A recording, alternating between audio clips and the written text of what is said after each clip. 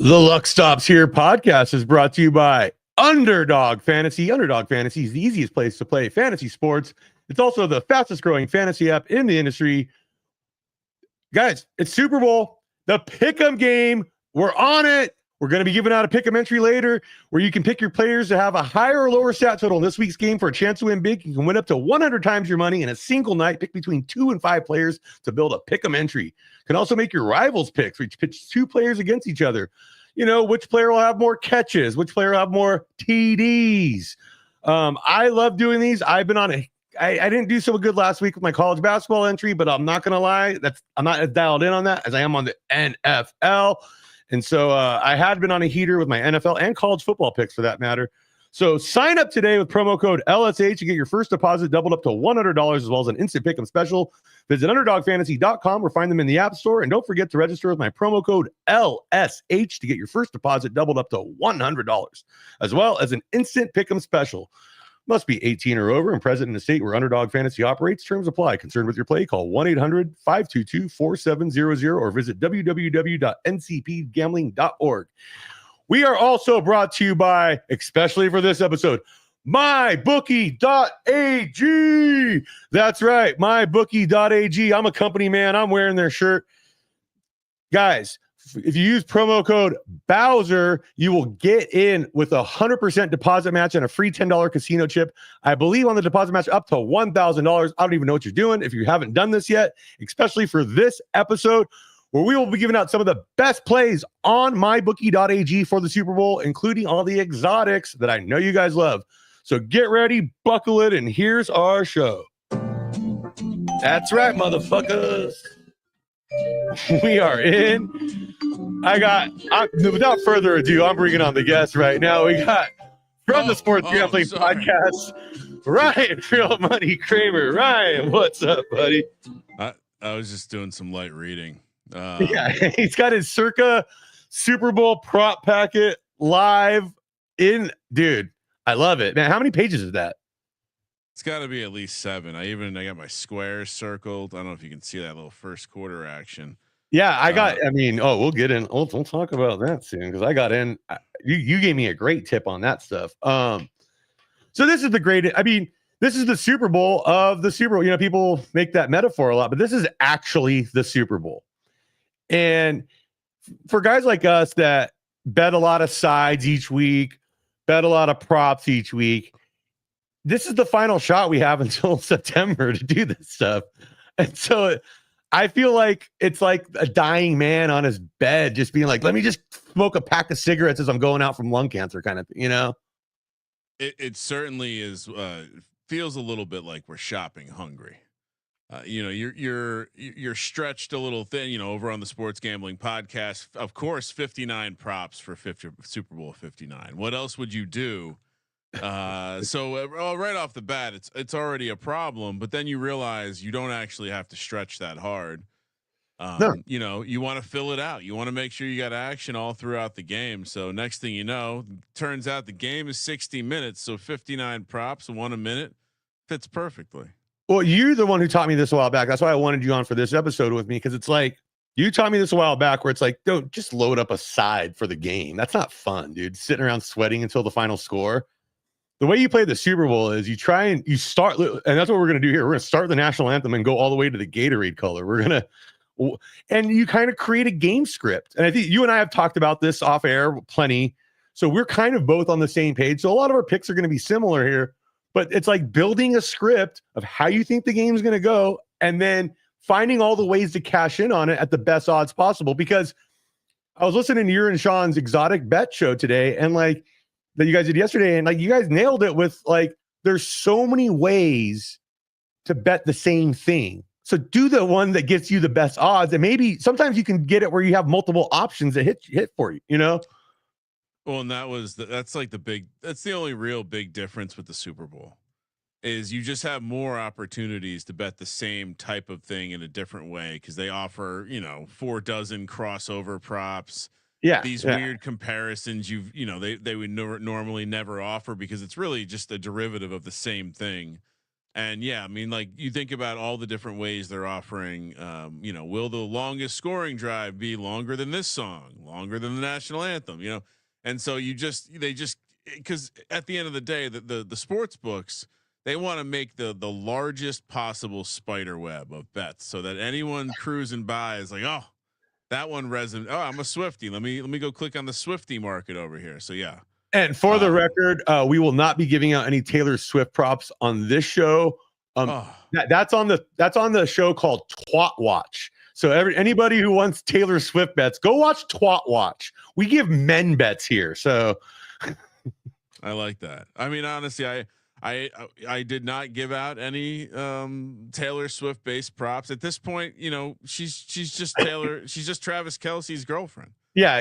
Get over it. Let's not make a big deal, guys. I'm not gonna lie. I mean, I turned 46 here in a few weeks, and as a middle-aged man, I couldn't name a Taylor Swift song. Like I still listen to most of my music stuff. I listen to is like from the 80s through like the 50s through like the 90s.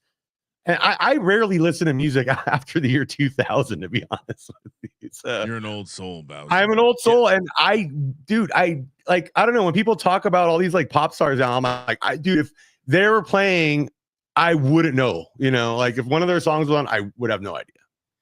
And I think that's a good thing. Yeah, even my kids aren't really into Taylor Swift, so I have heard some of the songs.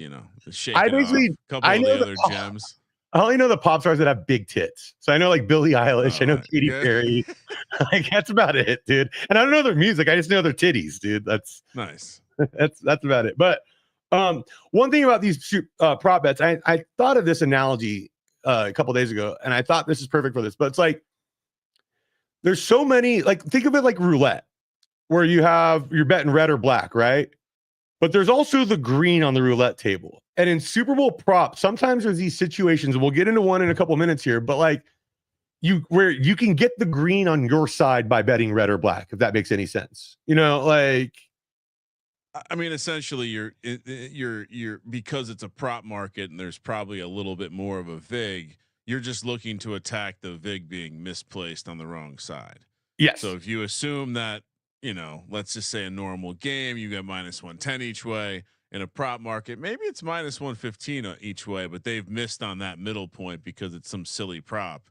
You can very easily kind of pull the VIG back by just being right, I guess, or at least paying attention. And to the point you made earlier, most of the time it's going to be comparison shopping, like just finding a better version of the same number. Or same idea. I mean, and like here in Vegas, I have a few different sportsbook accounts, but like, dude, one of the props I like is that one of the teams will make a 2-point conversion at some point in the game.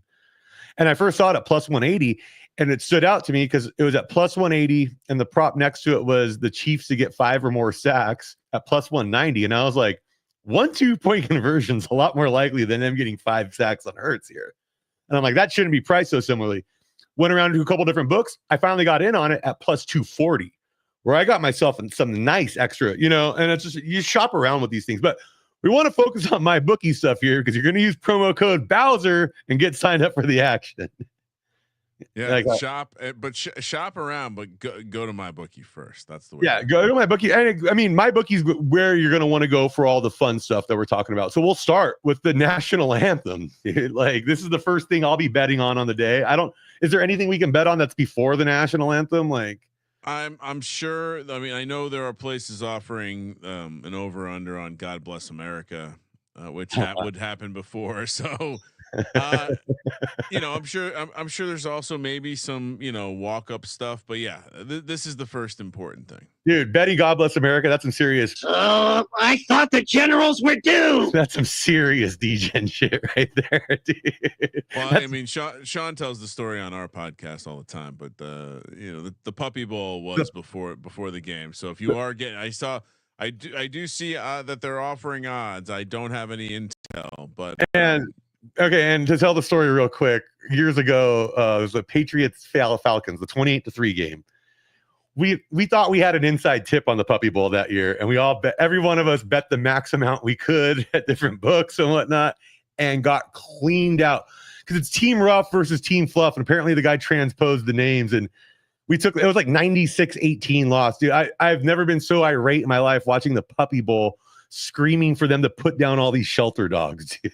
Like, it was not a good situation. I mean, it was kind of, so 2016, I want to say. So yeah, it was early enough to where it wasn't really, there wasn't regulation anywhere near, and some of the times they would take bigger bets on these strange markets. And yeah, it turns out when you get a tip, it's always wrong. That's my rule on tips. Fade your tips. Yeah, even though I got a tip for a fight that I gave us for this week.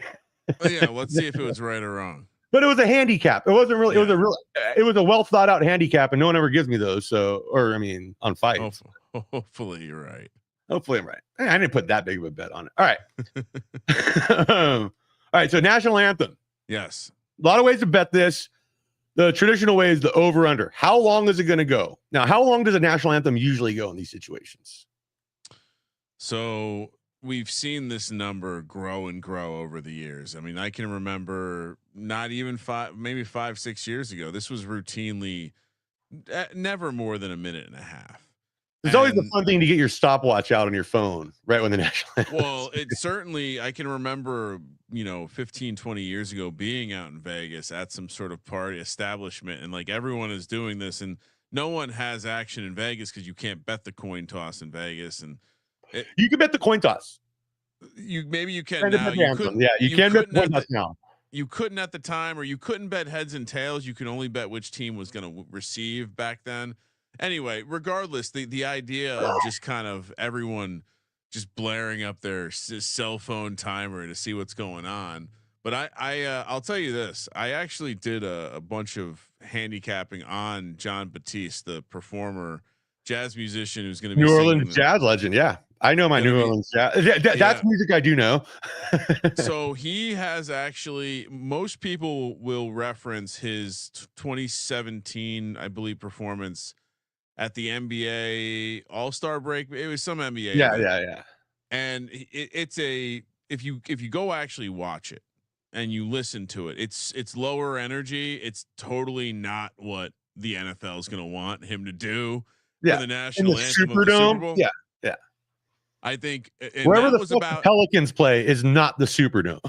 And that was about a minute and a half. Now, if you go, he actually has another live arena performance where he has a singing performance closer to a minute or an hour, a minute and 50 seconds. But if you go watch him, anytime he does a pure instrumental, granted he's not singing, but he plays for about 3 minutes. And I think that you're going to have this be like a New Orleans performance. So lots of extra pizzazz. Dude, and I was actually telling people, Mardi Gras this week too.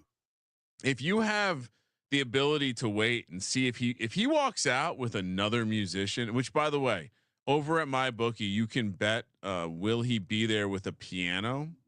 Yes. -400. And they also have harmonica on there.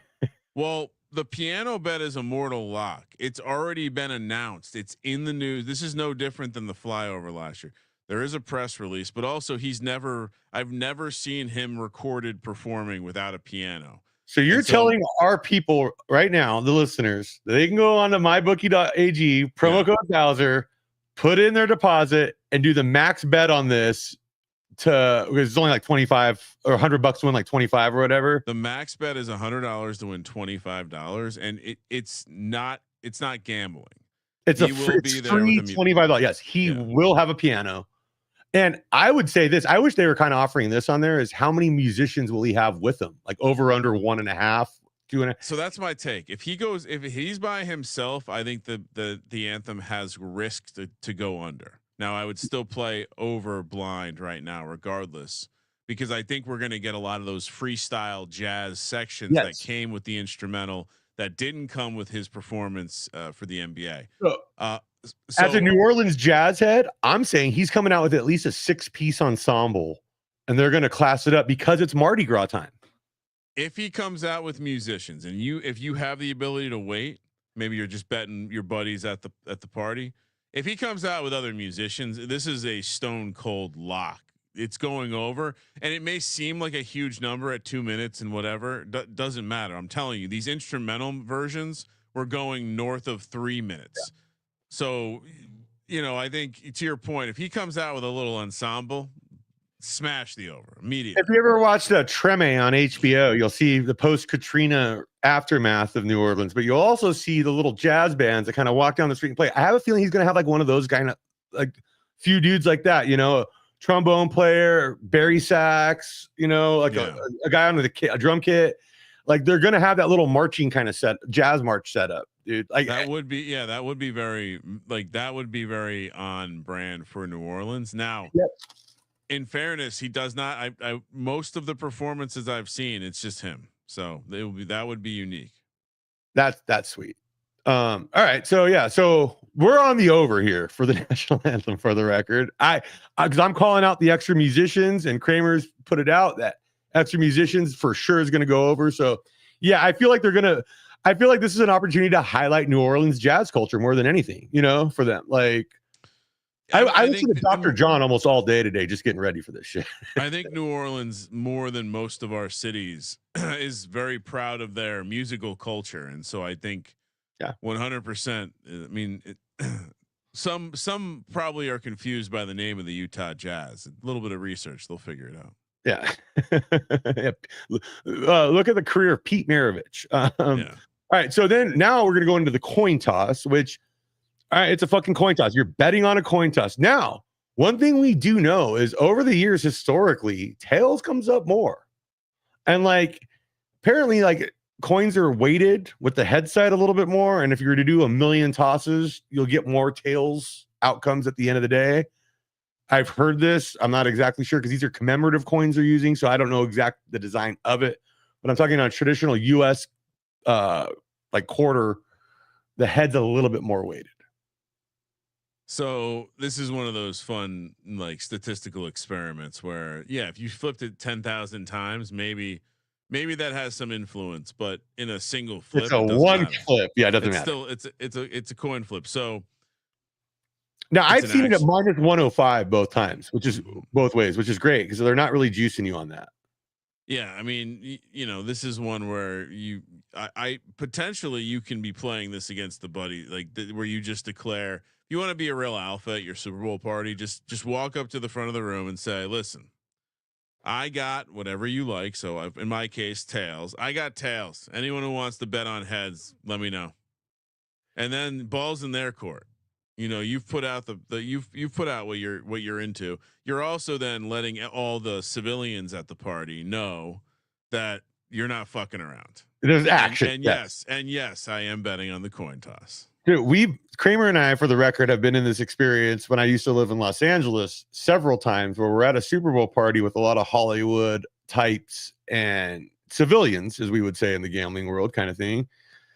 I know comedians like to call everybody that's not a comedian a civilian. Well, I've done comedy plenty of times in my life. I'm not a civilian, but in gambling, it's fucking even more. Like, you're either a made guy or you're not. You can be a connected guy, but we're fucking on the commission over here, and it's hilarious at those parties, dude. Like when we'd be at like Sean's backyard and some guy who was the third fucking actor on a 90s sitcom. Is like, wait, you guys can bet on that? And it's like, yeah, dude, of course we like, dude, get us in a fucking rainy day on the golf course and we'll bet raindrops coming down the windshield. It's the backhanded way of doing it where it's like, you actually bet on that? Yeah. It's like, you don't actually bet on that, do you? What? It's like, yeah, I do. What do you mean? What do you mean? You don't? Yeah. Oh, so you're a nerd. Okay. I'll never forget the way that people. So the house that Sean and I lived in Burbank, the Comedy Garage. I don't know if you've ever told stories about the old pad, but Cornell was Comedy Garage resident. Cornell was just on recently promoting his new special. So yeah. Oh hell yeah! There you go. So we had in the inside we had a big screen TV that we had stacked TVs on top of and beside so that we could watch. I believe it was either 3 or 4 games. Yeah, I think the old setup, because that setup basically went to the Benton house and then Sean's current house, and it was like I remember it because it was the main TV that's like, and I remember we used to do like whatever game had the most money on amongst the room would go on the main TV. I mean, that's pretty logical. You know, and then the second TV would always be Red Zone. And then you'd have like, oh, Bowser's a Steelers fan. Let's put the Steeler game on this one, you know, kind of thing. And so, yeah, we had that and I'll never when we would have these comedy parties, these civilians would walk in, not comedy civilians, but gambling civilians. And they would look at it, this contraption, as if what would you do with this? Why would you need multiple screens? Oh, to watch football. Wait, so you just sit on the couch and watch football all day long? Yes. Oh, That's yeah. exactly what happens. And so now, cut to modern day and it's an 8-screen setup. But yeah, shout out to the civilians in Los Angeles who have no idea what we're doing most nights. No, yeah. What's funny is like I was at shows doing comedy with a lot of these people during this, and I'm fucking like at the like, why isn't Bowser in the showroom? He's at the bar. Yeah, he's got fucking $100 on this game right here. Just gotta see how it plays out. No big deal. I'll be right back. Relax. I would rather watch my bet play out than whatever blowjob hack comic sets going on in the room at the time. So there you go. All right. So okay, yeah, coin toss. Now there's different ways to bet the coin toss. Of course, there's heads or tails. What team wins it? Right? You know, does KC win the toss? Is the team who calls it correct on the call? That's one I've seen. Have you seen that one? So I do know that the only real nugget of like statistical relevance is that the winner of the coin toss has deferred for 14 straight Super Bowls. So, well, a lot of those are Bill Belichick Super Bowls. So I mean, no, I think both teams will probably defer in this one. So I guess absolutely, you want the ball in the second half in the Super Bowl. Come on. The only way I'm playing, although I think if I'm the Eagles, I would take the ball and I would want to get the lead and go up right away and put my defense in a good spot. But yeah, the coin toss for me is a simple one. I just play tails every year. Yeah, that's what I do. Life. And that's just because my 6th and 7th grade PE teacher, Mr. Dixon, used to always say tails never fails. And yeah, it's just been ingrained in me for the last 35 years. So yeah. Absolutely.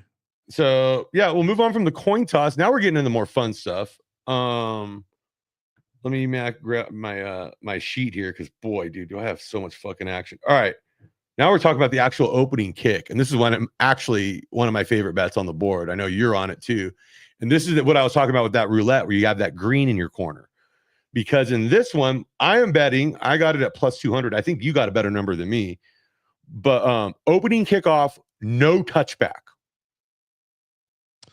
Yeah, plus 230. I think Sean and I are going to go extra heavy on this. Yeah, I've heard you talk.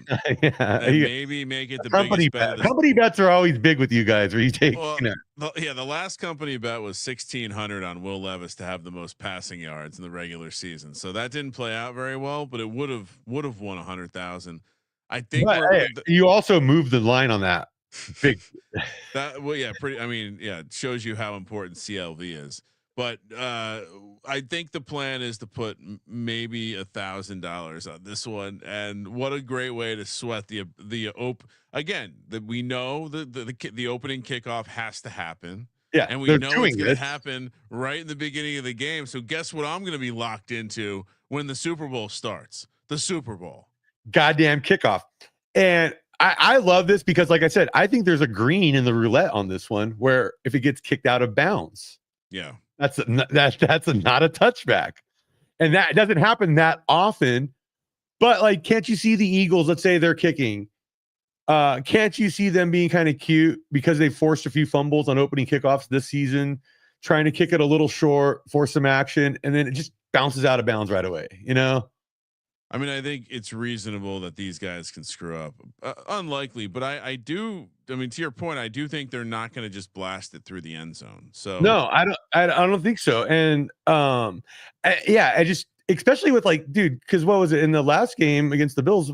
Chiefs returner had like a 43-yard punt return. I know a punt return and kick return are two different things, but you got to think he's feeling the energy right now.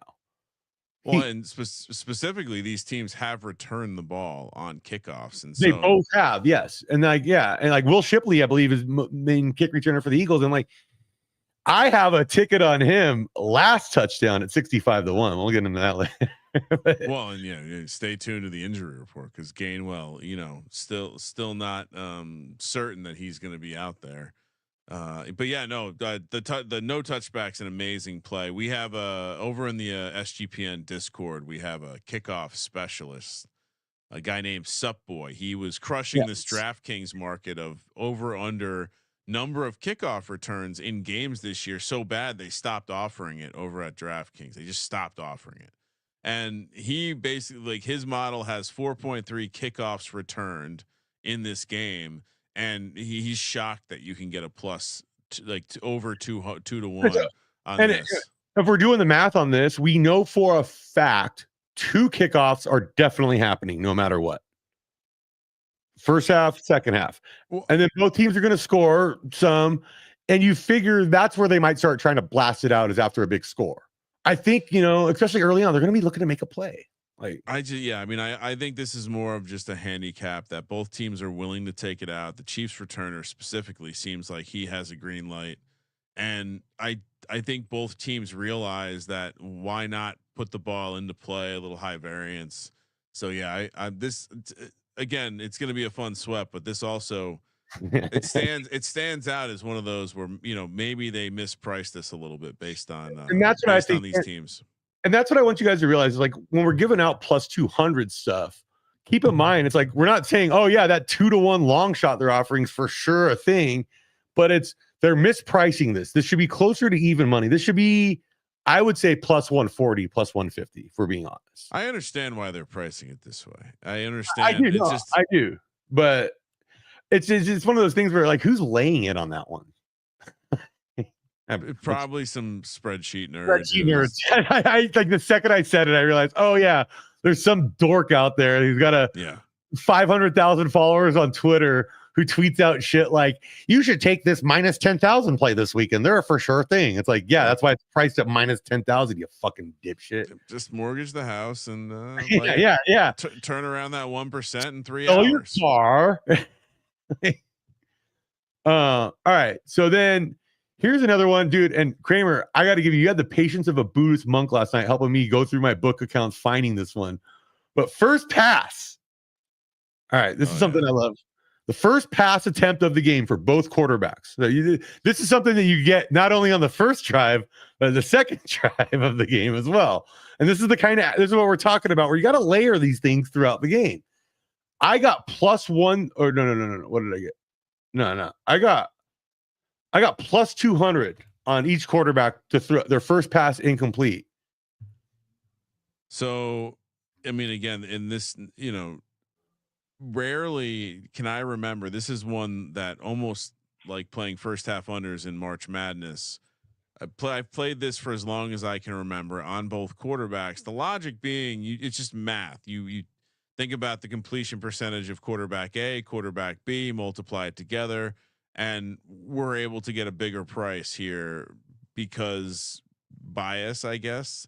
It's easy to say they're both going to be complete. Last year, I believe both quarterbacks completed their first pass too, so recency bias. But been fading this for a long time, and I can't remember a year where both quarterbacks were north of plus 200.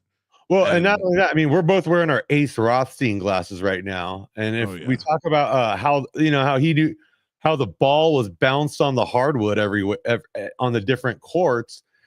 Super Bowl is one of those games where you kind of have there's a ball play early in the game, because they don't use their regular game balls for the first so many plays. I forget exactly how many it is, but they basically have these special commemorative balls they have to use for the first few plays that go to like some CEO's fucking trophy cabinet for, and they just sit there.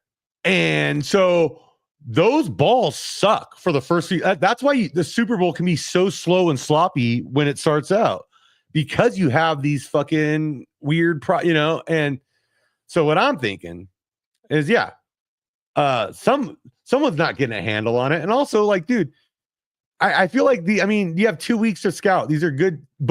Let's just talk real quick. Both these defensive coordinators are fucking great. In Spagnuolo and fucking Fangio. Like, these are two of the premier defensive coordinators in the league.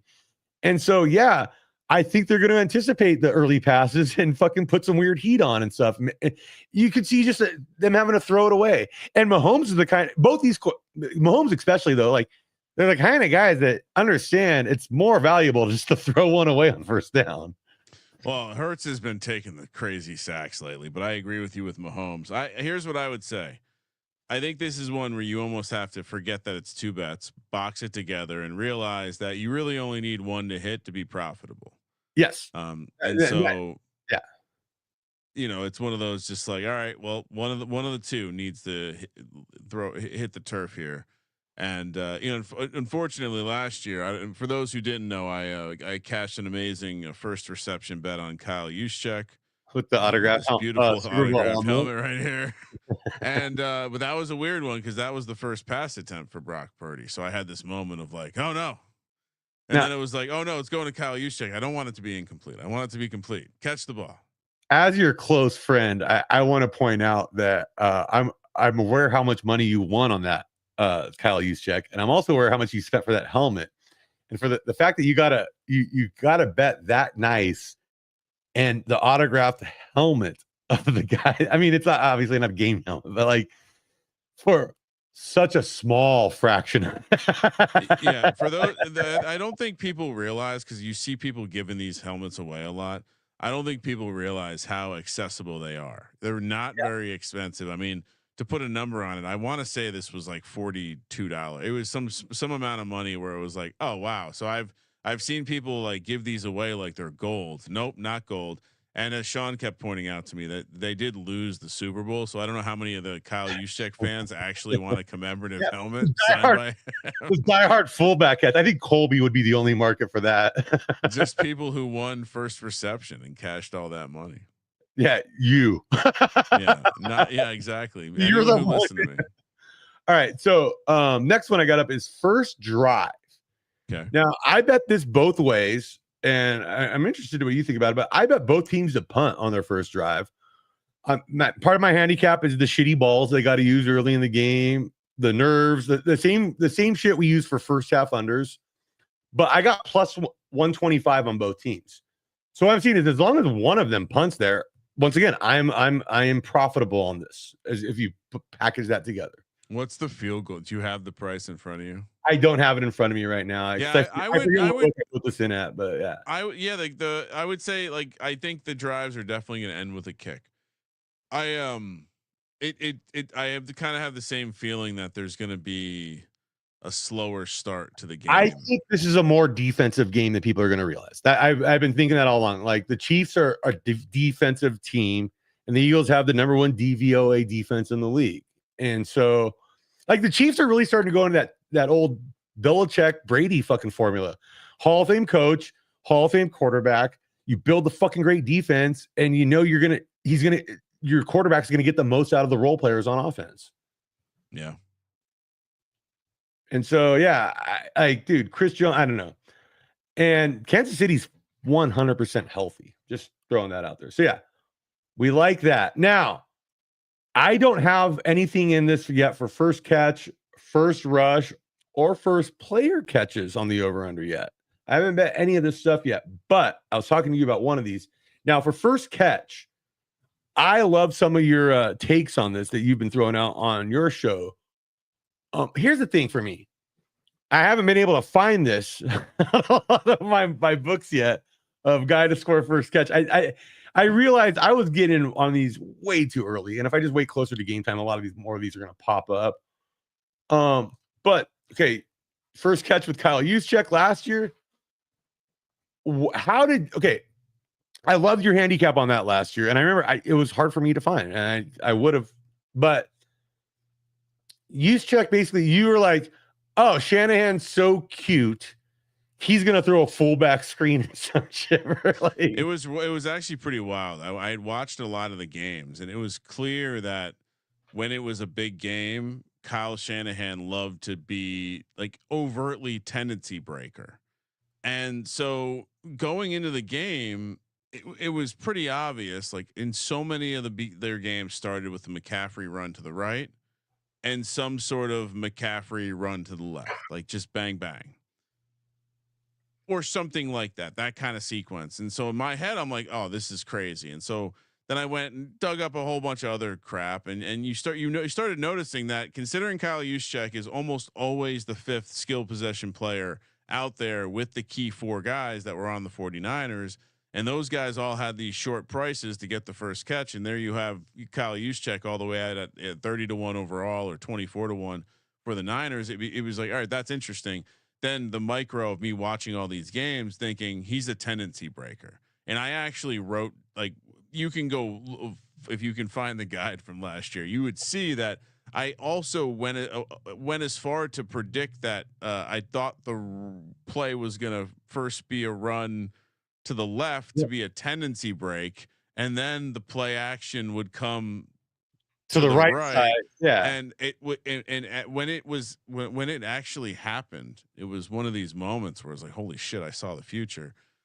But no, I mean, the reason you play that kind of stuff, and you know, it's relatable to like first quarter leaders as well. The closer to the beginning of the game you are, the more likely there would be the game to possess weird variants. Exactly. And especially bringing it all the way back around to the tendency breakers. Andy Reid specifically is known for being a guy that saves the good plays for the big moments. And we've seen some tendency breaking from this Eagles team. And so I think when you mix both of those things together, it tells me that we're ripe for another environment where, while it seems like with the Eagles and the Chiefs that they're both chalky laden, you know, it's about Kelsey and Hurts and Barkley. Yeah. I think actually the opposite. I think both of these offenses could potentially get cute. I know Andy Reid has it in him. I think the Eagles do too. So yeah, my first reception angles for the game. Right. Noah Gray and Juju Smith-Schuster. I'm in on every way from that you could possibly play. Juju's 14-1. Noah Gray is 10-1. Well, I have Noah Gray at 28-1 first touchdown, and Noah Gray 13-1 first team touchdown. Like and the angle here is very simply. I think when you think about what the defense, how the Eagles defense defends, and you think about who they would be worried about, Kelsey and Worthy, maybe the running game, you're going to have Gray and Juju are these guys who are not only going to operate in the middle of the field, which that's where you want to attack a Vic Fangio defense. You want to attack those linebackers, but also, you know, the combination of stressing the defense with the speed of Worthy and Kelsey being this nuisance you have to pay attention to. To me, it's very clear that the zag off of those guys will be either Noah Gray or Juju. And so at 10-1 and 14-1, for context, you know, the Kelseys of the world, they're like 250, very small prices. Now on the other side for the Eagles, they are very chalky all the time, whether it's first touchdown, first reception. That's one of because we both do the same thing where we like on a lot of these first things, we take two guys on each side. The Eagles, this is a situation where I'm kind of like locked in on Devontae right away. I think they're going to go to him. So I don't mind that, but he's in that same bucket of like 2 something. Yeah, but it's not a great number. Yeah, and Calcaterra would be the fun weird play there. Well, and he's what's scary about me. I do like him as well, but I ended up landing on someone else because in 3 of their games, Dotson was actually the first catch. There's also the idea that they could be running a little bit more 3-4 per wide receiver personnel to spread things out and, you know, stress what Spagnuolo can do, kind of limit what he can do to contain Barkley and Hurts in the running game. And so Jahad Dotson first reception is 20-1. Certainly an interesting zag as well. You know, again, everything is chalk for the Eagles. Brown, Smith, and Barkley, Goddard are all in a 250 range. Barkley is like 6-1. He doesn't get too many catches. So this is an interesting contrarian play. We've talked about it already, but I mean, this is not going to happen, but like, I'm not even going to say it. I was going to say Gainwell just because it's like the injury report, but it's like guys like that that are on the bubble, the injury report but he wouldn't be chalk, you know, that are outside the chalk where he might be getting an odds boost because of the injury situation. Yeah. And so, but like him being on the field in this situation is fucking like 3%, like, like 4%. So it's like, yeah, I'm not taking that. All right. So first rush of the game. Now, I've always played this of, are they going to run left, right, or center? Because I think that's a fun way to do it. A 3 outcome position. You know, how do you usually play first rush stuff? I'm probably more likely to find a player's first rush yardage total. Because I have an angle for first rush, and I haven't even looked this one up yet because I've been focusing on other stuff.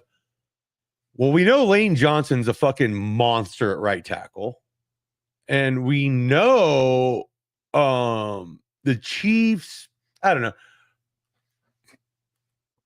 Patrick Mahomes, the right-handed quarterback. I could see the Chiefs' first rushing attempt being a rollout by Patrick Mahomes that gains like 1 or 2 yards or whatever. So I actually like the first rush for both quarterbacks to go over. I think. Oh yeah, I'm on that. Yeah. Yeah. But to your point on direction, if the Chiefs, I've done a little bit again. I've done a little bit of research on this. If the Chiefs are going to run something like that, they're 100% going to run they would have run the action to the left. So the run action to the left, bootleg to the right. What I would, back to the too cute stuff, I kind of would play the opposite. So, if that's what you think, maybe flip it around, because my thing with these coaches, I just think they're going to try. Like, here's another one for you. The Eagles have run or have the lowest percentage in the league of handing the ball to the jet motion. When you have the receiver running in motion and be like a threat to be a handoff before RPO. So if you're the Eagles, and maybe you can take this and use it to bet on how many people are going to have a rush, I certainly might think about handing that ball off, since no one is buying it because you don't actually hand the ball off. So yeah, back to the idea of tendency breakers. I do feel like when you have this extra time to prepare, it just leads to more stuff like that. We go there. Yeah. I see. This is why I talk to you so much about games. All right, bro. Next one. We're looking at the first player catch. That's for each player. This is one of the funner ways I think you can get action across the Super Bowl in a lot of different ways, because some guys might not get their first catch till the second, third quarter or whatever. And if you're playing and so I was telling you yesterday when we were talking, I'm like, I think I'm going to play every guy that they offers first catch over under. And because I just want to have something every time the ball's thrown to someone new. And so what I'm thinking, I'm proposing this to you. You got your AI statistical model. Let's run these first catches through that and see what we get at the end. Because as long as we hit more than we lose, we're good. Well, here's what I would, because some of these, especially the guys like Noah Gray, Juju, who have 1.5 catches, maybe it's Dotson, a half catch. The low catch total guys, they end up making this number close to the overall total. And then it becomes this thing like, what would you rather have? Like, for example, Noah Gray to have 12.5 yards in the game, or for Noah Gray to have a catch of longer than 9.5 yards. We got the notorious OTB in the chat. It's already calling out for the red Gatorade. Red Gatorade. Okay. Red Gatorade. Okay. Controversial. Very I was listening to I do have a take. I was listening to a podcast where Lane Johnson said that it's often lemon lime and or clear. So if you like the Eagles, that would be the intel. Is today, I this afternoon, I'm like, the Super Bowl logo is red and neon green. It's going to be lemon lime or water. And the reason is like, these guys are more health conscious now. They don't want all the extra calories. They don't, water is, so I like the clear, but like, we haven't got to that yet. We're getting there, but all right. Oh, I don't know why my phone all of a sudden has a stripe across it, but, I don't know. It's gone now. All right. So, yeah. So that's kind of my idea though, for the first catch though, is like, I kind of want to play that as many of them as possible. just to have because that's like, this is what we're talking about. Where dude, some guys might not get their first catch of the fourth quarter. That's a fun little. Oh shit, I had something there. I would make sure that if the player doesn't have a catch that it's a push and not a loss, because otherwise Yeah. all the unders. Take all the unders. Well, that's kind of first catch unders. Is this now a thing? Oh, we should experiment this year. Now you have an assignment, Bowser. We must track them. Actually, yes. I'm going to do this. I'll do it all on the same account, and I'm just going to bet every first catch under. That's excellent. That is excellent.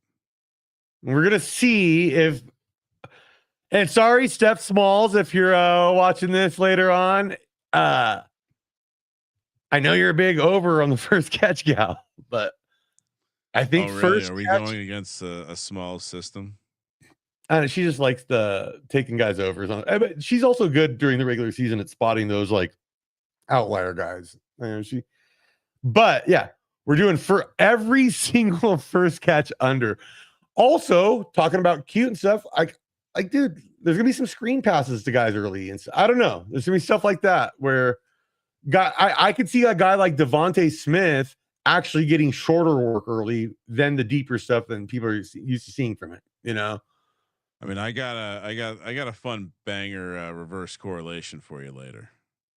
Okay, I you know how I love reverse correlation. All right, so yeah, the luck stops here. System play is every under on first catch. Yeah, we got to try that out. All right, first touchdowns. This is something we do. We've been doing this together for like 15 years now, 10 years. I mean, for as long as I've been able to bet on first touchdowns, I've had action on first touchdowns. It was one of the first props that became kind of readily available in every game. Back in the early days of your guys' podcast, would basically just be you, me, Decker, and Sean watching the games together every weekend at Sean's pad. I remember how you and I we'd be gambling all day on all the games. Then the Sunday night game would start. And we look at each other and we're like, all right, dude. Like, let's do some let's start betting first touchdowns. And we would hit those. Dude, remember like the few times where we would hit those after a bad day and you make it all back on that first touchdown? Well, in the good old days when they had crazy prices too. I know. They used to have insane prices on these. Like, I mean, people will think it's satire, but I feel like in the early days, defenses were almost always like 80 or 100 to 1, for example. Yep. And now it's like you're lucky to find a defense north of 40 to 1. Hell, just at a certain point during the 2022 season, Jalen Hurts, you could still get him at 15, 16 to 1. Well, yeah, for a long time that was my Mendoza line for a mobile quarterback was 8 to 1, if north of 8 to 1, and it was an auto fire. And yeah, that you think about where those prices come in now, and it's like you never get that opportunity. I never go below 8 to 1 on any of my first touchdown picks because I do 2 from each team, and I want it to be a plus 200 situation overall. Like that's what I'm shooting for at the end of the day. And I've actually done all right.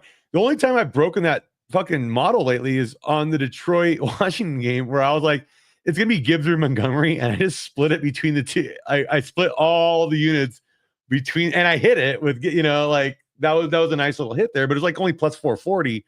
Whereas like week 18 of the season, I had Ravens defense like 39-1 against the Bengals. One thing I always like the quarterback, and I always like the backup tight end because these are guys that are on the field in the red zone usually, and so and you're going to get a weird price on it. So, but my first touchdowns, funny, very similar to your first catch stuff. I have Noah Gray plus 2,800 for KC and Juju at plus or 28 to 1 for Noah, and then 30 to 1 at Juju for first touchdown. Like co-sign both of those. Yeah, I don't know. Like, and the more and more I think, not so much for touchdown stuff, but for like in the middle of the field stuff, I think I'm gonna do it. We'll get into this on ladder stuff. That's a teaser. For my Philly side, I took Devontae Smith plus 1,600 and Dallas Goedert plus 1,800. Hey, that's me throwing in a tight end at a good number where I know he's going to be on the field in the red zone. And Devontae, I have a feeling they're going to need to target him a little bit more than usual in this one.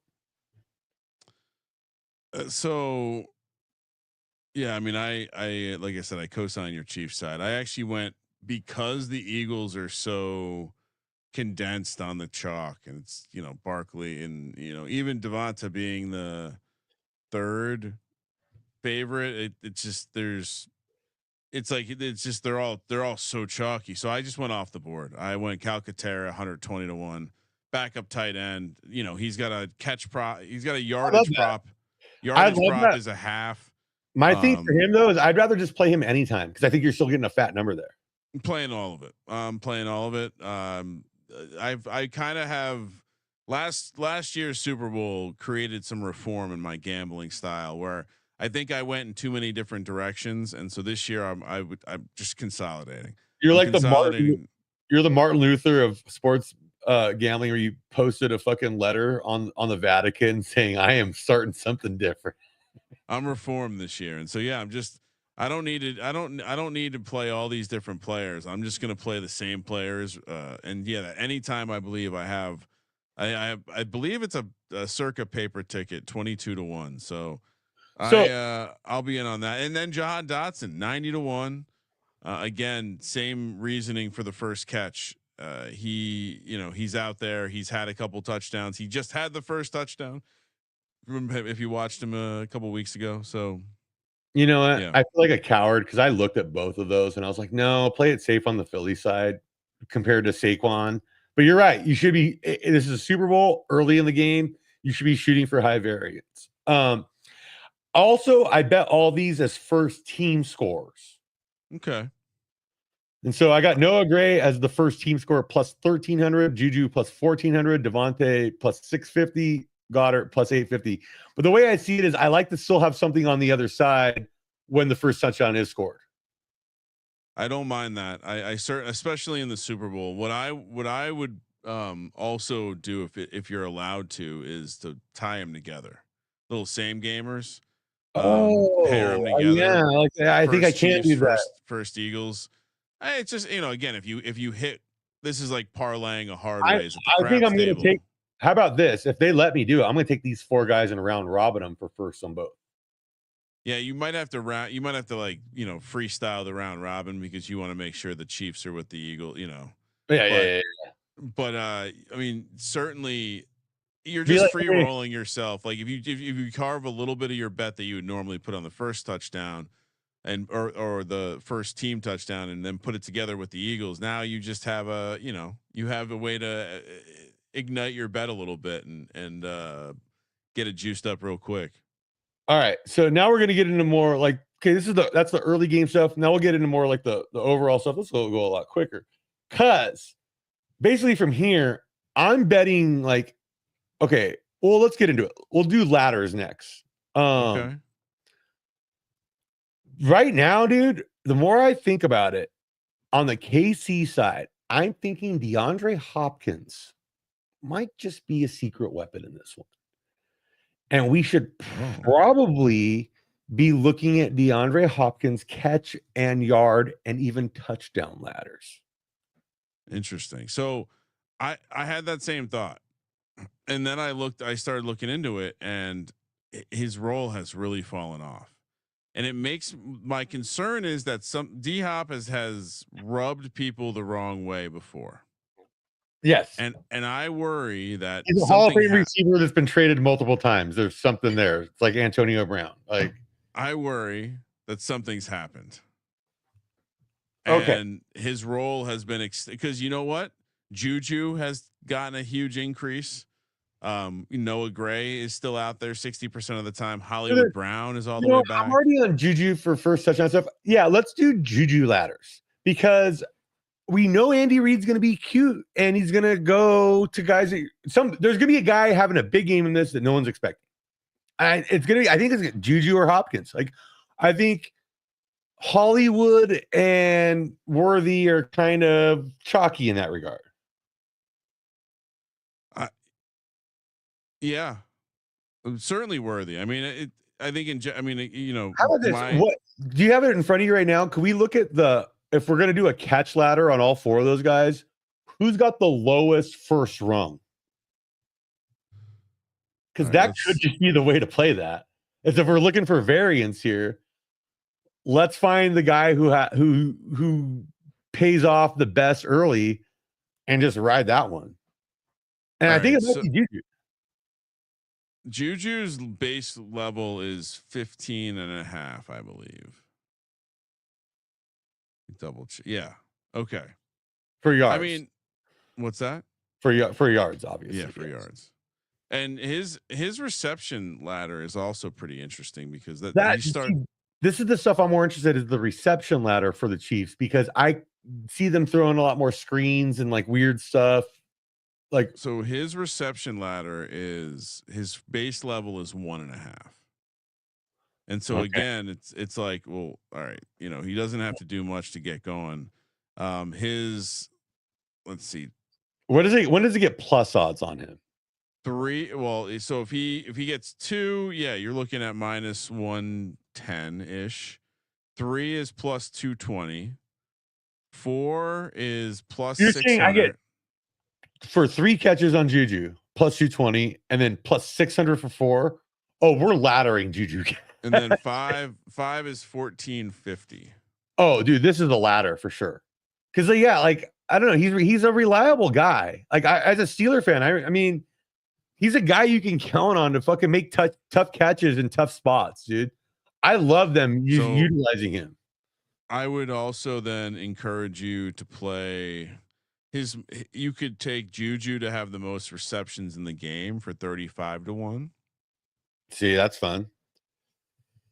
That's a lot of fun, actually. I haven't been able to lock this down, but you know, I certainly would potentially just play the receptions ladder, put it with a touchdown, you know, like have some fun with it. But yeah, I mean, I played the most receptions market thinking, okay, so if he gets the 5 catches, let's just use the comparison price in 1450. What are the chances 5 catches is leading the game? I don't think it's 0. So, you know, I think there's a chance we could get it there. 6 catches almost certainly puts you in the mix. And if you told me right now he got 7, he's definitely home. So that's it. Yeah. Love the price of 35-1 there. I think, you know, we can cash in on what effectively is a 1450 bet at 35-1 potentially. This is what I was talking about earlier, where it's like, dude, okay, I like Juju do stuff, but now you gave me a 35-1 ticket on him. Did you say, you know, like, where it's like, yeah, I think he can do a big game. Well, let's, you know, sprinkle that 35-1, go, you know, shoot the moon there. And you might also, you know, again, just for the variance folks out there, this is the kind of thing maybe you look at the first quarter market. Maybe the Chiefs get the ball, long drive, and Juju has 3 catches on that first drive. Okay. The only there's 2 step ladders I'm thinking of here for the Chiefs. Okay. Top of that, Kareem Hunt rushing yards and maybe a 2 touchdown step ladder on him. And same with Noah Gray. We've already talked about Noah Gray. Like we know, but I think Kareem Hunt is in an interesting spot here where he can poach some stuff in the goal line. But with Pacheco, I feel like they're setting. I haven't really looked at the number too much, but it's like I feel like we can get some value on Hunt, because I feel like when it comes down to it, nitty gritty crunch time, Andy Reid trusts him. It does seem that way. He has been relatively inefficient. That's what the nerds would warn you about. Pacheco, I mean, his number is like 20 something. It's pretty remarkable. But it's the Super Bowl. Everybody no, I can't get a read on this running back room. And so the way that I've not played it yet, but I do think the way I'm going to end up playing the running backs is I'm going to take one of them, whether it's Kareem Hunt or Isaiah Pacheco, whatever one I feel the best about. And it's going to be yards in the passing game. Both of them have such low numbers, and they're going to use them. Maybe it's P Ryan too. I don't know which one it's going to be. I need you to clarify this now real quick. When you say yards in the passing game, receiving, this means if they okay, because I was going to say if they throw a pass. Oh no, yeah, receiving yards, receiving all yards. All right. But basically, for context, Pirine, these are all 15-yard prices for these guys. Pirine is plus 190. Kareem Hunt is plus 220. And Isaiah Pacheco is plus 300 to get 15 receiving yards for context. And so one of those guys is getting 15 receiving yards. Which one is it? And there's a chance all three do, because 15 is not much. Dude, they can all get a screen pass for 15 yards. I mean, that's not 0% right there. So that would be my recommendation for your Kareem Hunt ladder. If Hunt's the guy you want to back, maybe look to the receiving yards, because if you said, hey, what if Hunt did get a couple receptions and was able to get to 25 yards? It's 550. I was planning on sprinkling Hunt. I was planning on sprinkling every Hunt thing possible, pretty much. But I didn't know that was bring up on the show, but no. All right, so we're talking about this as we've kind of both written our script of how we think the game's going to play out. So I think Eagles are actually going to go up and win the first half. Chiefs are going to win the second half and win the game. And I got plus 650 on that. Nice. Yeah, I mean, that's kind of how it went last time, right? So not the worst bet. We've seen this before. Hey, we've seen this all season. We've seen this over the course of the Chiefs dynasty run here. They know how to make adjustments at halftime and stick it to you in the second half. You know, like that's it. It's superior coaching is really what I mentioned this earlier, but when you combine a Hall of Fame coach with a Hall of Fame quarterback, dude, good things happen. You tend to win multiple Super Bowls. Yeah. Simple systems. It's a very easy play there. So yeah, I'm going with that. So for my first quarter bets, I'm taking the under on the game, and I'm going under on the first three quarters, and then I'm taking the over on the fourth quarter, because I think that's gonna be the highest scoring quarter. It usually is. And then I took Eagles to win both the first and second quarter, and I took the Chiefs to win the third and fourth quarters. Wild. So let's see. I don't have a single quarter bet, but I think what I guess what I would give out for my quarter bet is that well, the fun thing about for this year, because of the opening line, is every quarter is basically a pick 'em. Yeah. And so it made it fun for me to just kind of have I do that every year. And I also play the totals. Like I said, first three quarters under, fourth quarter over. That's how I'm doing it. So I'll say for every place offers squares now, where you can take, Chiefs number, Eagles number. First quarter is 6-6. That's my prediction. Speaking of squares, we need to backtrack a little, because you gave me this chip and I fired it last night. But for the first quarter squares, yeah. So my bookie's offering this. Most books are offering this. Make sure you use promo code Bowser at mybookie.ag to get in on this one. Where, everybody goes to a Super Bowl party, someone's passing around a sheet, sign your name, get some squares. But you don't get the numbers you like. You can go to my bookie and pick the exact numbers you want, and they'll give you odds on it. And man, I've been getting, dude, I'm gonna go so much harder on this. But you had the great angle for the first quarter, and this factors into a lot of other things I'm playing. And so I love correlation, but 8-6 both ways. Because we can see the first coach to score, go for 2, get it. Second coach to score, go for 2, not get it. You get an 8-6 first quarter. That's 200 to 1. I think there are multiple ways this can happen. I mean, you can also have a scenario where you get 2 field goals, and then the coach decides to do the slightly aggressive thing and go for it, because the other team only has 6, and you have this safety net of just being tied. There's a lot of angles there, and I would include 6-6 as well. There's something about this earlier. I'm already on plus 240 anytime 2-point conversion for either team. So let's factor 8 into first quarter. Like why? Let's even factor 6 or whatever in or 5 into second quarter numbers. And specifically, the reason to attack the first quarter is same thing I've been saying this whole show, which is you're going to get more because of the variance. You have this beautiful scenario where you get these ridiculous prices. Once you get to the second quarter, all the prices kind of calm down. You don't have as many of those big time long shots. And part of that is because, you know, you look at the odds for the first quarter, it consolidates around 0-3, 0-0, you know, the obvious ones where, you know, maybe they don't score. And so because of that, you get these long prices. That's why you want to go attack them. You throw the dart. You never know when something weird might happen. And yeah, obviously 7-3, 3-7, 0-0. Those are going to be popular first quarter numbers, but like, yeah, 6 and 8, that's where that's in the range of outcomes, and the price is fucking great. Yeah. No, All totally. Right. Totally. It's a banger of an angle, Bowser. So, yes, I'm on the successful 2-point conversion. We're getting down the stretch here because like we kind of, you know, like it goes quick after the first half stuff because like a lot of that trickles through the game. Well, I was going to say, like, if you know, macro, you don't really necessarily have to plan your third and fourth quarter. I think you have with our new system of every under first that under, too. That opens up a lot of action throughout the game.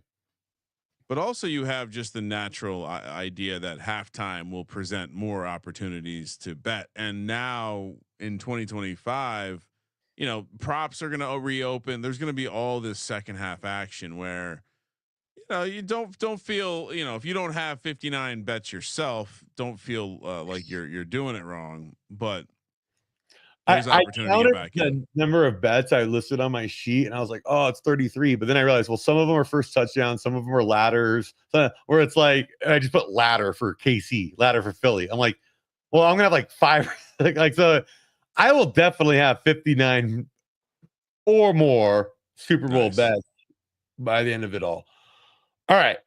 So we've gone through all this stuff. I like that. All right. So here's one I did. And we were talking last night, and you kind of were like, interesting. But I bet at plus 132 because it was like -1. It was one of those weird spreads on it where it was like -210 the other side, plus 132, where there's like, why is it that much juice on the one side, but they're not giving you much on the other? Probably because they know something. Yeah, you know, like they got the script.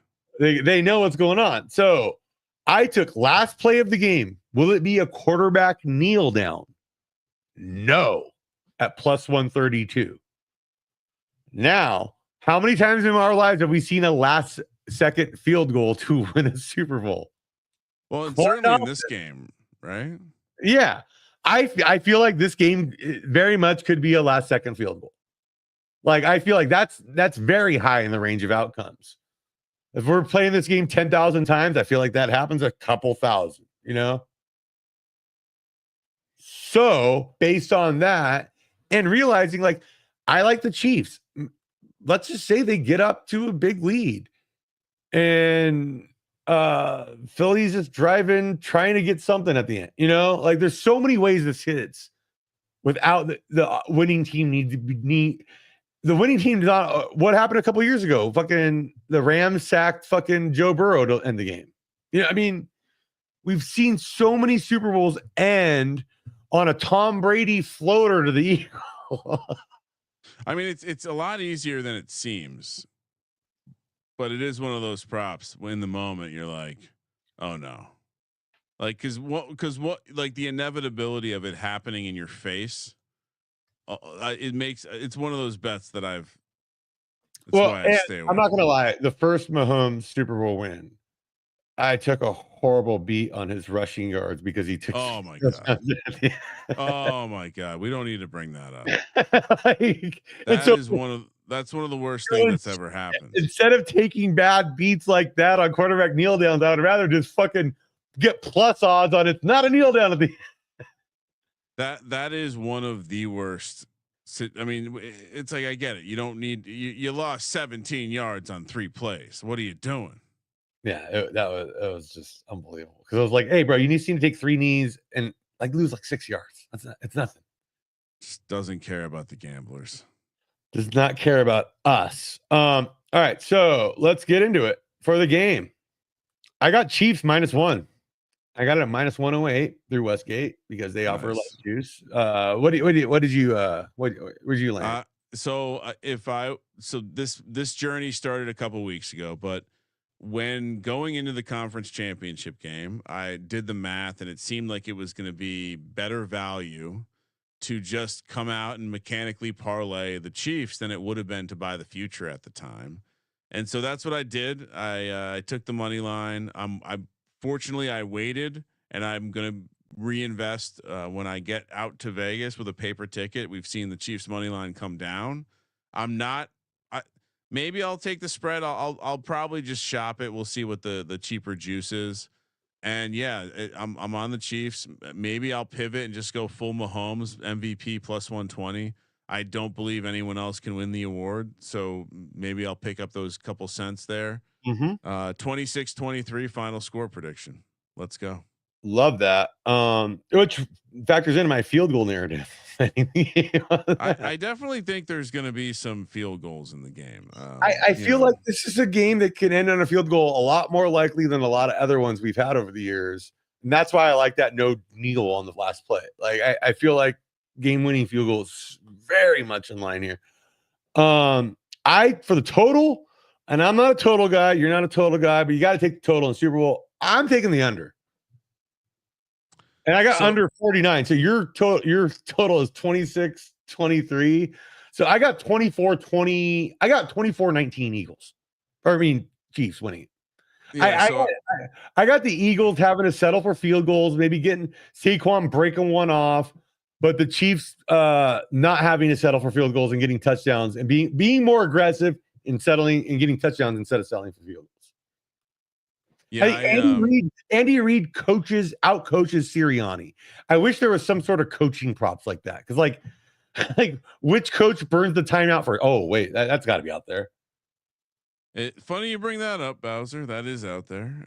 Highly recommend you get down on this. Sirianni and the Eagles to call the first timeout is -110. It did strike me as fairly obvious that would be the right side there, even though Andy Reid, sometimes has had his moments, not as much lately. And we've seen Sirianni do it over and over again, where even this team that is very much a good team playing good football still finds a way to screw up a play call early in a game. No, they do. And like, you can totally see them on a 3rd and 4, just absolutely botching the play clock. Well, the rumor is, or I shouldn't call it a rumor, but the alleged is that Jalen Hurts maybe isn't the sharpest knife in the drawer, and sometimes, So you're saying he's not good on the whiteboard? He's good enough. I'm not saying he's not good. He's not Justin Fields material, but I definitely think. I think just in general, he would rather call a timeout than make a mistake. You see this. Same thing happens with him taking sacks versus throwing an interception. He would much rather take that sack. So I do think there's a little bit of just, hey, we're really good. Let's not make a stupid mistake. Fuck yeah. So you already said it. You're on Mahomes for MVP. You said +120. I got him at +125. Now my biggest so far, I haven't got my ladders down and everything. So far my biggest action is on the Chiefs side at -1. But I will have much bigger stuff on ladders and stuff coming up here as I like build those out, probably because I'm just a DJ. Nice. But yeah, my second biggest bet right now is Mahomes +125 fucking MVP. And I'm thinking about, instead of the Chiefs -1, I'm going to parlay Mahomes +125 to all my favorite college basketball dogs on Saturday and Sunday. That's logical. It makes a lot of sense, right? Yeah. I mean, again, you're just juicing stuff up. Yeah. It's how I have a parlay with the Chiefs and the under and St. John's from the game against Marquette. Can we parlay like Mahomes MVP, St. John's Final Four, and then something else? Like, I mean, no. I got the problem is they don't have the Final Four yet. They don't have the Final Four. They don't have the Final Four numbers yet. But I'll say this. Okay, how about I got a college basketball. This got to turn into college basketball real quick. I bet like 30 college basketball games a day. Everybody, just let you know. Unless there's only 14, then I bet 14. But when on the big slates, I bet a lot of college basketball. I love Virginia Commonwealth to win their conference tourney. What is that? The Colonial? Really? Yeah. Dude, it's obvious right now. They are clear above everyone. And I don't think people are catching on to that because the lines have been kind of off in that conference. Okay. So keep that in there. But this isn't a college basketball show. This is the MyBookie.ag sponsored Super Bowl prop show. We're down to Gatorade color, brother. And we already said, I like the clear and the lemon lime. Water is a more popular choice these days for most athletes. No one really, I think the days of orange and red Gatorade were more of a 90s thing. I know they've hit in the last so often, but I'm on the clear and I like the lemon lime. I feel like if we're going to resort to the theory that it always goes back to the Super Bowl logo colors, it's more likely to be lemon lime than the notorious OTB and the Wolf of Oakland's red Gatorade. So the Chiefs have dumped purple the last 2 years. And so if there's any sort of superstition, there will be purple Gatorade on the sideline. Now, what are the numbers for purple, clear, and because like the numbers are so big and something like I got my MyBookies tab open right here actually. Yeah, pull it up because my intel would tell me that I think if you like the Chiefs, you're betting purple or clear. And by the way, I love how MyBookie, if you look at just the prop list, it goes first half, second half, first quarter, MVP, coin toss, Gatorade. Like they know what people are coming here for. They understand we're one of the only places that offer Gatorade. All right. So red/pink is plus 250. No, clear/water is plus 600. Boom. Hit that. Yellow/green/lime is plus 250. Purple's plus 225, orange plus 300, blue plus 700. All right. So based on that, my chalk for each team would be purple and lemon lime. Purple for the Chiefs, lemon lime for the Eagles. But I have heard a Chiefs player and an Eagles player talk about how they do have water, aka clear, on the sideline because they add various things to it. They make drinks with water. They add powder into it. So, I do that every day at work. I don't fucking buy Gatorade. I add my own packets to water. So So the price adjusted, you got to play clear. You have to play that at plus 600. Yes. Yeah. And then I feel like you play the yellow, green, lime too, though, at plus 250. If you like the Eagles, I don't think you play that if you like the Chiefs. Really? Okay. So purple and clear for the Chiefs, yellow and clear for the Eagles would be my choices. So clear all the way, better price. Yeah, 600, dude. Yeah, we're going. Dude, what have we been saying this entire time? You shoot the moon, right? Yeah. You take the highest variance, and when you think about it, is water as a hydration substance really the most high variance situation we're looking at? Like just fundamentally, like just basic human logic. We know water will be there. I have no idea if blue will be there. It's very similar. Yeah. I don't know if purple's going to be around. I know clear will be in those fucking things somewhere. Yes. Do you think? No, this is last week was the conspiracy episode where I said that Alcoholics Anonymous isn't real because no one's ever apologized to me for being a drunk. But do you think they just keep one that they're never going to use of a random color on the sideline, and not any kind of insider trading thing, just to have fun with it? I mean, I don't think the players give a shit enough to do something like that. Maybe, but because like me as like a high school athlete, if I knew my coach hated a certain color more than anything and we won the championship, it would be fun to dump that on him as a fucking. If anything, a good equipment manager would make sure it's water so you don't get hit with some sticky stuff. You know what I mean? Exactly. That's my other point. Like, you don't want to be walking around doing interviews the rest of the night because, like, you don't get to shower right away. You win that motherfucker. You got to be in front of a microphone for a while. You're going to get some champagne, maybe a champagne bath, but that's going to make it even more sticky. Yeah. Well, I think we did it. Is there anything we forgot here? Is there anything else you want to? Oh, I got an angle on the MVP first person the MVP thanks. which another end of the game situation. Yeah, that's fine. For some reason, they're dangling God at like minus 200. Patrick Mahomes has thanked the show. No, we don't like God here. Well, and I don't think Mahomes has thanked his teammates the past 2 years. If you stretch it out to 4 years, teammates have been thanked in 4 straight years, and yet it's a dog to God. And so, I mean, certainly God is generally the favorite, but I think in this case, God should not be the favorite. Teammates should be the favorite. I had this conversation with Sean earlier about the Eagles.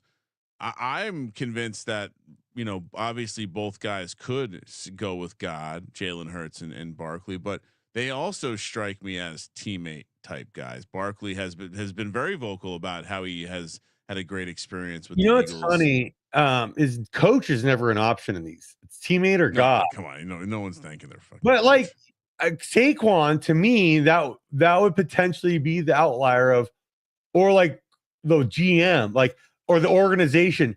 Thank you for believing in me and bringing me over, kind of thing. That's fair, but I think if you think the Chiefs are winning, Mahomes has his teammates the past 2 years. No, I'm 100% on Mahomes taking teammates, dude. Like you've seen how I wrote my script for this game, dude. Yeah, and that one is, it's a plus 195.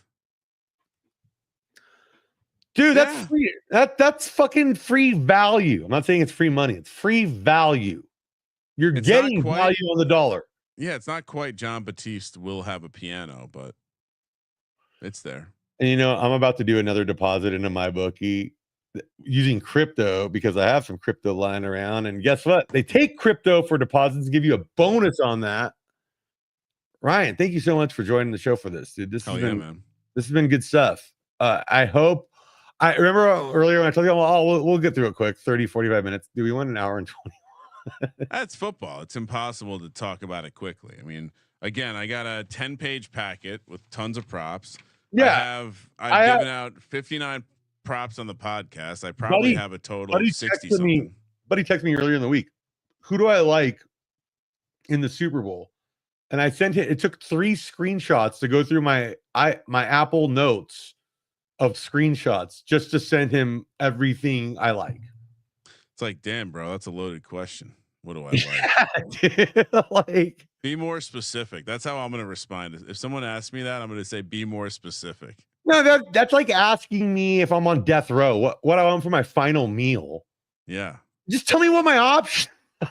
Well, yeah. I mean, I want some first touchdown. I want some last touchdown, which, by the way, you know what? I should leave you with one fun exercise if you're into this kind of thing. We can no longer parlay first touchdowns because there's only one game, but we can parlay first touchdown with last touchdown. And we can also parlay first team touchdown. We've talked about this. We can parlay the same player first touchdown and last touchdown. What if that same player is Noah Gray? Well, that would pay you 425 to 1. And fun fact about the first and last touchdown: if there's only one touchdown in the game, guess what? Bank. Love it. Yeah. I fucking love it, dude. Hey, so if you're listening to this show right now, well, if you are, I mean, you know that you're hearing this, or you're watching. Check us out on Twitter, Instagram at LuxOpsPod. Ryan, where can people find you? They can find me around Sports Gambling Podcast, anywhere you listen to podcasts, on YouTube. We're live 5 nights a week. At Kramer Centric on X. So there it is. Honestly, brother, there's not anyone else I would want to storm the beaches of Normandy on Super Bowl Sunday with than you. So nice.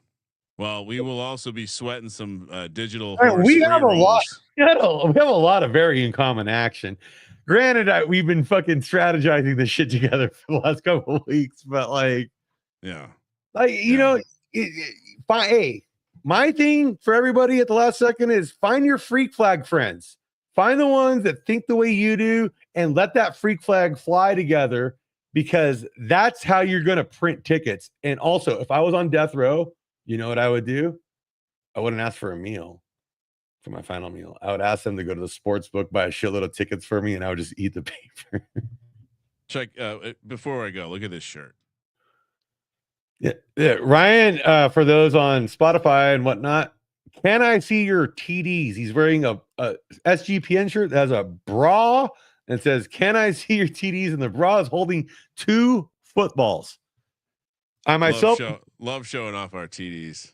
I'm wearing an SGPN DGens only camouflage hat because I own a gun. Yep. You're not allowed to wear camouflage hats unless you're a gun guy. Sean, get in on that. Sean's wife is more into guns than he is. It's hilarious. Don't tell him that.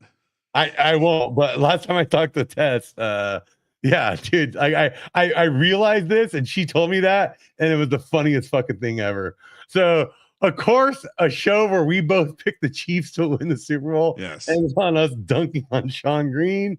Full dunk. I went reverse backhand on that one. Kramer, thank you so much, brother. Also, yeah, guys, Kramer's helping me next week. The website's going to be up, and you'll have all kinds of cocktails, sportsbook reviews, and shit to start with that I've already written. So fuck yeah. Thank you, everybody. God bless you, and keep gambling.